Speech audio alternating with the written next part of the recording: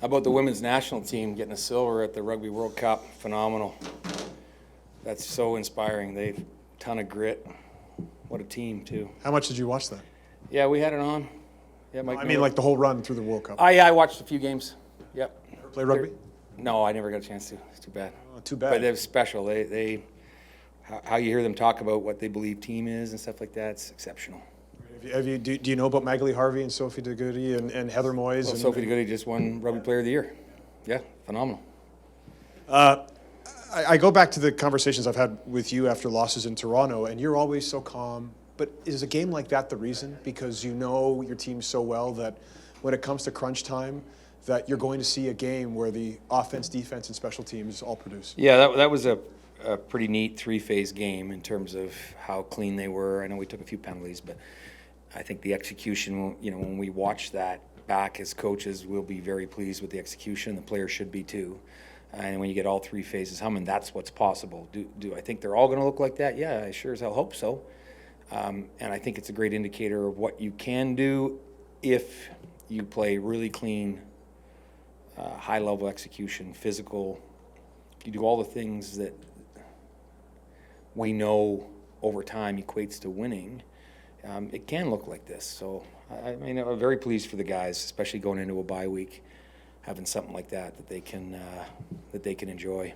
Did you expect when watching the defense this week that they would have the kind of performance they did against Kenny Lawler, being physical and getting in his way as much as they could? Well, I don't know that you're ever going to stop him.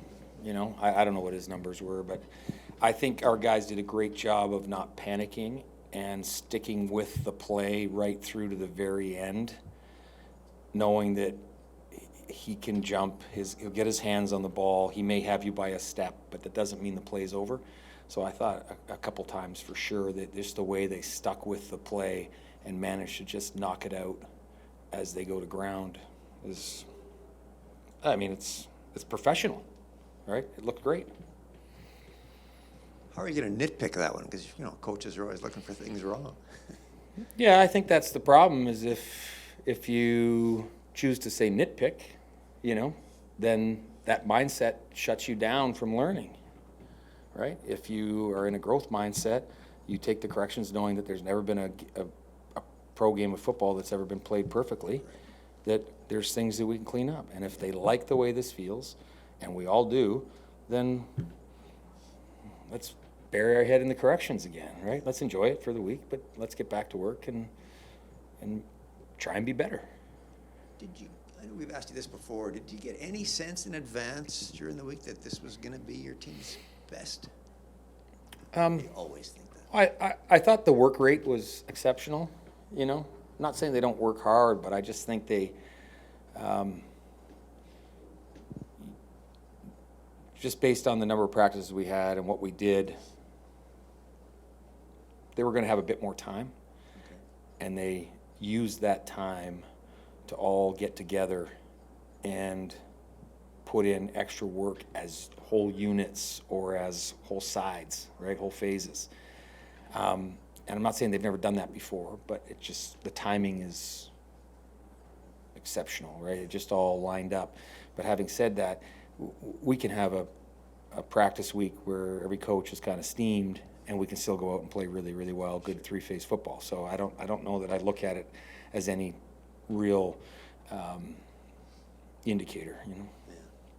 They're all worth 2 in the standings, of course. This is worth the same as the quote-unquote ugly one last week. But what's it worth to your team? Can it be worth a little more? It's one win. We're not sweating when we lose one. We're not crowning ourselves when we win one. Let's just, once again, understand the work that went into it and try and not just repeat that work, try and do a little bit more. Volkowski was wearing a crown in there. You see that? I know nothing about that. Are you getting coupons for that, saying that? Payola. The opening kickoff. It was good. It's pretty good. Yeah. Or damn good, I should Glad I didn't defer. say. No kidding. Just what does that obviously do for a team? Opening play of the game, you're basically spotted 6 points, and just your thoughts on just how well Trey has played for you guys, obviously, this year, especially as a rookie. Yeah, he's been He's been terrific. He really has. I go back once again a long time ago after training camp when we started talking about him. His desire to do it right and to keep learning, not just in the return game, but in all facets of football, defensively, and if we need him as a cover guy, all those things. His desire to keep learning, keep getting better is very high for a young guy, you know, in his first real good go at it, right? So when you got a guy who's coachable, right, makes coaching easy. I know he's a veteran and he's had, you know, a lot of great games in this league before, obviously, but, you know, Zach, you know, having missed some time, just what impressed you the most about him, you know, being able to hit the ground running like that? Yeah, his leadership throughout the week. You know, I thought he was spot on, and he used that energy to be focused in his prep and make sure everybody was dialed in, and certainly he was pretty dialed this game. He was spot on. Kenny had one catch for 11 yards heading into the fourth quarter. Really? And I think at that point he was targeted 7 or 8 times. And then obviously you held him to 3 points, more importantly. What impressed you the most about your defense today? Well, once again, the balls are going to get thrown to them, and just the idea that there's still time to finish the play, right? The play's not over till the whistle goes and he's got a catch. So the way they finish the play, I think the desire of the group to execute a game plan, you know, the amount of work that JY and Richie and James and DP put into a plan, and then the willingness of the defense, the players, they just buy into it all, right? There's no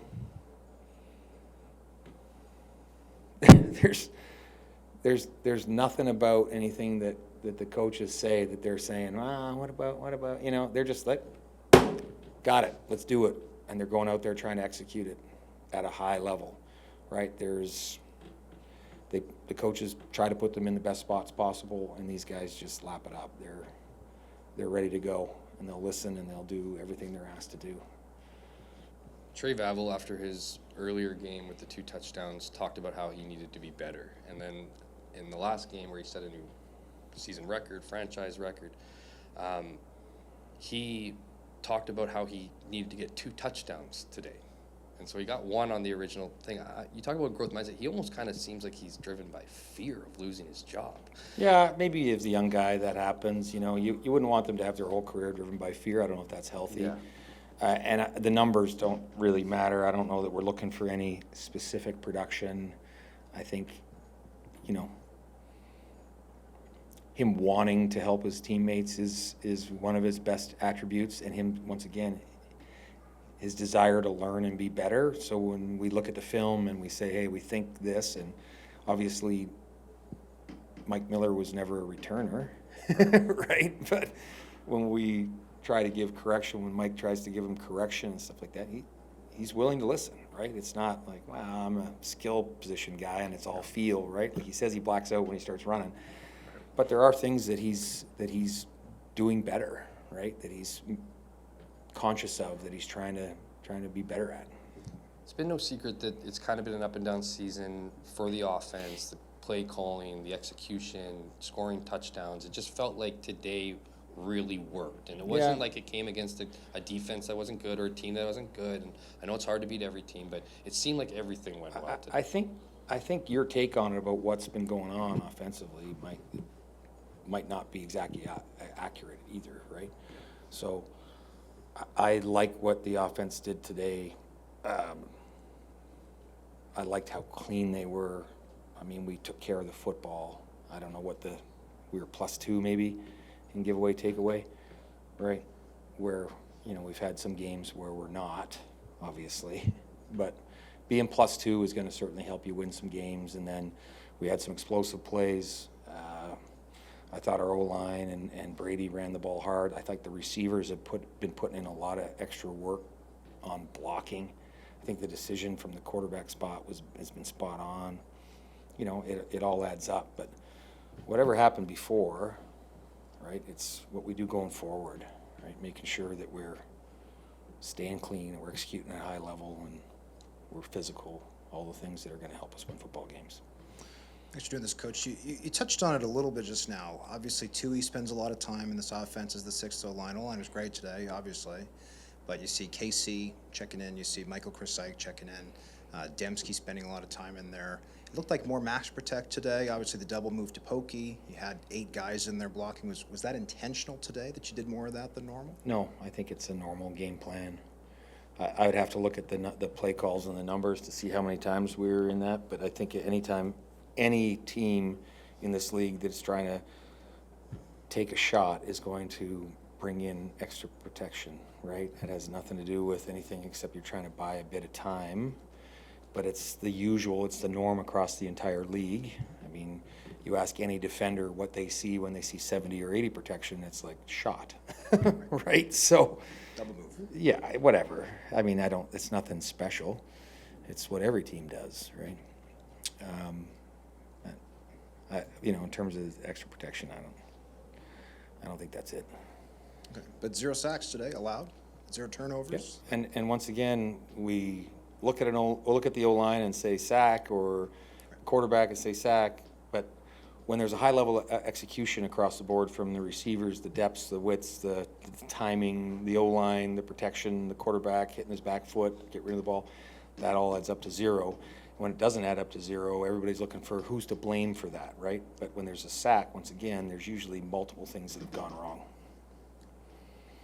Just one more about you brought it up, so one more about the women's rugby team. As a former Canadian athlete and as a Canadian coach, what do you feel when you watch a team like that? Pride. And what do you hope immense pride. What do you hope it means to the country, a journey like those women had? Well, I think, I probably don't know enough to speak about it, but I'd like to, obviously you'd want to see their funding grow, and I think there's going to be a groundswell of participation across the nation, hopefully, and I hope to watch a Rugby World Cup, Women's Rugby World Cup in a few years, whenever the next one is, and see Canada competing again for gold, right? I see Milanovic said that his team just didn't show up. Do you ever temper a dominant win like this because you can see that the other team just had a bad day? Well, I don't think they had their best day. They're a very good football team, and I don't think they had their best day. Yeah. But once again, I'm not apologizing for last week, and I'm not going to apologize for them not having their best day, right?